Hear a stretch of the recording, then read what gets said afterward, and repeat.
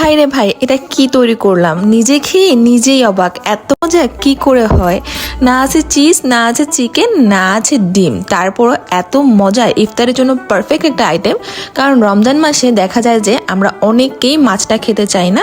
তাই আমিষের চাহিদা পূরণ করতে ইফতারের সময় কিন্তু মাছ দিয়ে এই ফিশ বলগুলো তৈরি করে নিতে পারেন, আর কেউ বুঝবেও না যে এটা আসলে মাছ দিয়ে তৈরি করা কোনো আইটেম ছিল। এত মজা, একবার হলেও ট্রাই করবেন। যার জন্য আমি এখানে রুই মাছ নিয়ে নিয়েছিলাম এবং এগুলোকে হলুদ আর লবণ দিয়ে সেদ্ধ করে মাছের কাঁটাগুলো বেছে নিয়েছি। এরপর অন্য একটা কড়াইতে তেল দিয়ে অ্যাড করে দিব রসুন কুচি, পেঁয়াজ কুচি, কাঁচামরিচ কুচি, লবণ, গোলমরিচ গুঁড়া, চিলি ফ্লেক্স এবং প্রয়োজন মতো লাল মরিচের গুঁড়া।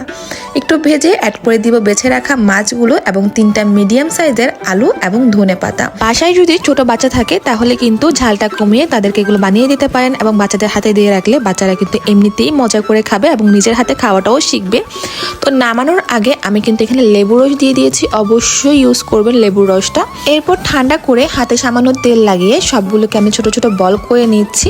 আপনারা আপনাদের পছন্দ অনুযায়ী সাইজ করে নেবেন। এবার আমি একটা মিক্সচার তৈরি করেছি, যেখানে ছিল ময়দা, লাল মরিচের গুঁড়া এবং লবণ। এবার বলগুলোকে ডোতে কোট করে এবার ব্রেড ক্রামে কোট করে নিচ্ছি।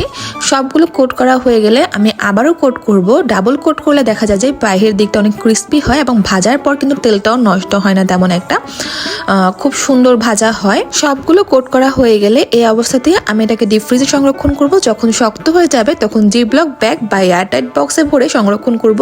এতে করে ইফতারের আগে যে কোনো টাইমে ভেজে নিতে পারবো।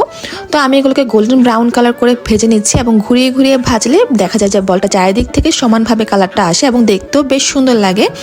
তো বাসায় অবশ্যই ট্রাই করবেন এবং দেখেন কি পরিমাণ ক্রিস্পি হয়েছে।